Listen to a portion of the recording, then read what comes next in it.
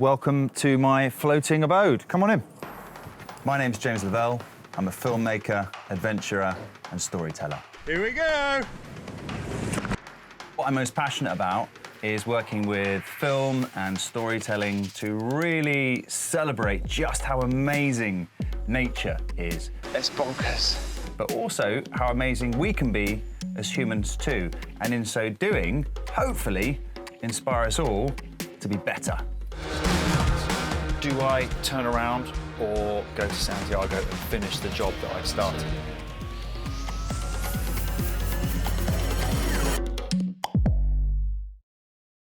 Why do I live on a boat? I think the simplest answer to that is my passion for adventure. On the River Avon, I can wake up in the morning, open the front doors and dive straight in the river. And I'm joined by otters and kingfishers and the fish, and it's just a really beautiful, lovely, natural existence. So this is it.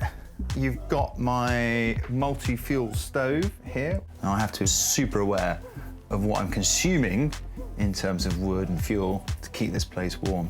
So that, and I'm a pyromaniac, so it's probably my favorite thing on the boat.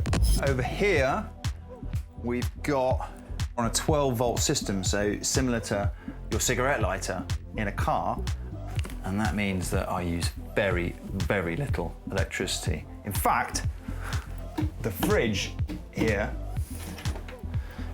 runs on a 12-volt system as well. So I'm using very little power, which is good news because I rely on the sun for my electricity. Got my LEDs inside here and these rather smart, beautifully crafted lampshades made from paper mache. But again, minimal power. So that's the bathroom. Definitely need to be very conscious about limiting my water usage because every time I run out of water in the tank, I've got to head upriver and find a water point and put more water in the tank. Right, so here we have the wardrobe, pretty tight and compact, as with everything on the boat, and that means that I really can't have too many clothes, and the clothes that I do have, I have to really love and keep wearing. So I've lived on the boat for 5-6 years now, and really I think it's the most fun and sort of happy existence I've ever really had. I first really cut my teeth in documentary filmmaking working for a human rights and environmental charity called the Environmental Justice Foundation. They would send me to some pretty far-flung spots all around the world to tell stories, and getting that film footage of what was really going on and then being able to show that to the people who had the power to make a difference opened my eyes to the power of filmmaking and storytelling. And I realized that actually solving the problems we face and dealing with the various planetary issues, whether that's environmental, nature, social, climate, can and should be an adventure too. On my travels, I've seen a planet in ecological meltdown, but I've also discovered a generation determined to fix this. I quickly became known for going on some pretty extreme adventures and filmmaking in some fairly extraordinary circumstances. So the BBC then asked me to go and chase hurricanes all around the world. And in so doing, not only did I only just escape by the skin of my teeth, I experienced climate chaos at its most extreme.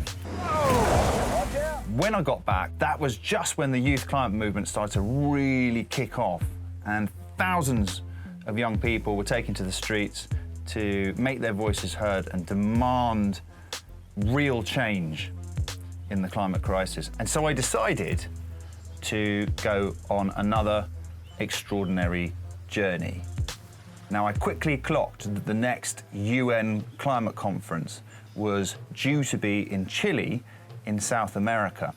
So I thought, well, that's a great destination. That's the southern end of the world. That's a long way. I'm going to have to travel all the way through Europe and across the Atlantic Ocean and down to the bottom of South America. And I thought, well, that's a good journey. What's the challenge?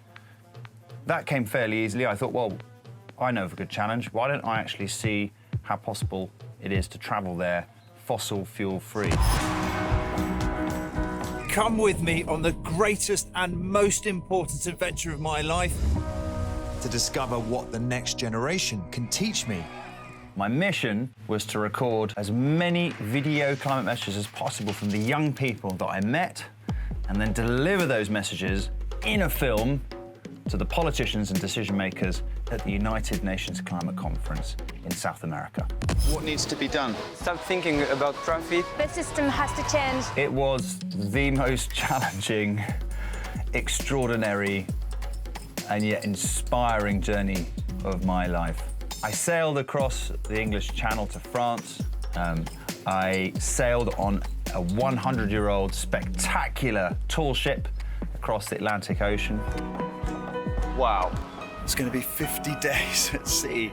I mean, my mind is blown right now. That's it, bye-bye land.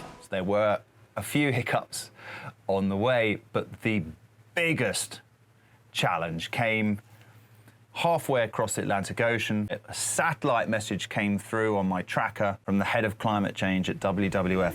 Breaking news, the COP25 UN Climate Conference that I'm traveling over 7,000 miles fossil fuel free to get to has just been cancelled. That is not news I wanted to hear. Bombshell. Absolute mind-blowing. What on earth am I supposed to do about that? I'd just come from Madrid and there was no way in which I could suddenly turn this enormous sail ship around and race back to Europe. So I had a massive decision to make. The mission is still intact. I decided to continue and race to Chile as quickly as I could, and time was against me. I quickly realized, meeting the young people in Latin America, how important that journey was, because now that the United Nations Climate Conference was no longer in South America, they felt that their opportunity to make their voices heard had been stripped from them and taken away. I have a message to say. This planet cannot sustain this system. Climate justice and social justice. Let's save my future before it's too late. My mission was to amplify their voices as best I could, so I continued through Latin America. I drove an electric car across Argentina. This has never been done. This is amazing. The entire school has come out. I cycled over the Andes Mountains to get to Santiago. And Santiago still had a huge climate festival going on. This is it. I found the biggest platform I could find. It was a huge stage, and I felt like a rock star. I went up, and to thousands of people, I presented the film with the youth climate messages, and it was absolutely amazing. Going to be able to deliver the video climate messages of the young people to a massive crowd. Gracias, Chile! We, the young people, I have a message for politicians. the big companies and corporations. I will not stand to see my future smashed to smithereens. Really terrible things are happening here, and the world is turning a blind eye on us. Our glaciers are melting, our rivers are getting dry. This planet cannot sustain this system. It's the only planet we have. If we kill him, we are killing ourselves too. People are dying. My future is dying. And we have to save it. I was hugely inspired on the trip, and if I can share that inspiration through the film, I'd be a very happy man. People often ask me what hope I have for the future. Well, I can say after completing Race for the Future, the young people I met throughout that journey give me enormous hope. Their efforts to change the way they live and take positive steps in the direction of building a better future is incredibly hopeful. But what's even more powerful than hope is belief. And that clarity of vision, that imagination that young people have of a better future, if you really, really believe, then you really can make it happen. Look at what's around you, what changes can you make, which bits of the puzzle are you able to solve, and start that journey. Because if you apply spirit and fun to the puzzle solving, it can be a really brilliant adventure.